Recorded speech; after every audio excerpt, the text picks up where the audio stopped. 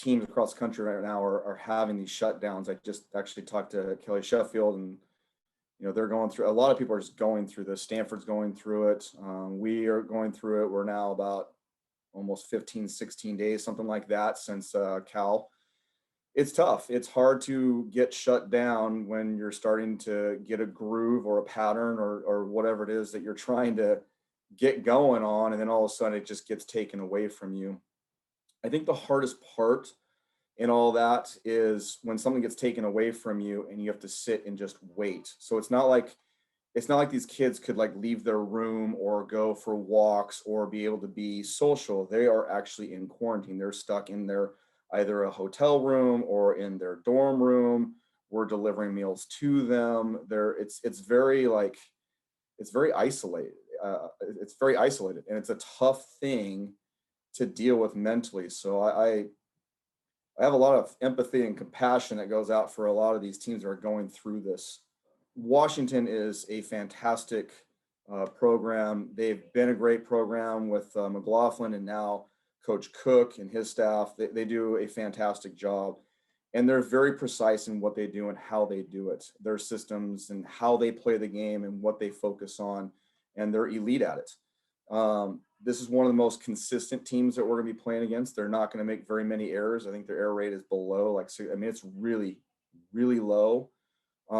They do what they do, and they do it over and over and over again. They're very good at repetitive ways of playing their style or their system.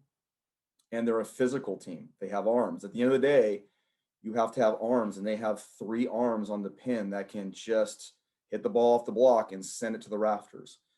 And so they can get their way out of really bad situations. And you have to be able to do that in this game. No matter how skilled you are, you have to have people that can hit your way out of it, and they can definitely do that. COVID's taken away, I think, now 6 matches for us, and that's hard to stomach, especially after Cal, because I felt like we were starting to get a little bit of a groove going, and we were starting to get better, like we were serving the ball better and not missing as much. Our systems were getting a little bit more polished. The dialogue that we were having on the court was more of understanding of why we do what we do, which is a really healthy thing. And then the interactions off the court, which is hard to do during COVID, were getting better as well before the shutdown. So I think it's about regrouping and understanding that we do still get an opportunity to play, and we get to be able to have some sort of normalcy and get to play some games. Remember, if this is a normal spring and off season for us, we only get 4 competitions, right? That's what we're allowed. Already we have 8. So we've already doubled the amount of competitions that we would have under a normal spring season. And any other match that we can get is going to be a blessing for us, especially as a new coach trying to put in new systems and a new culture and all these things. So all this is a positive.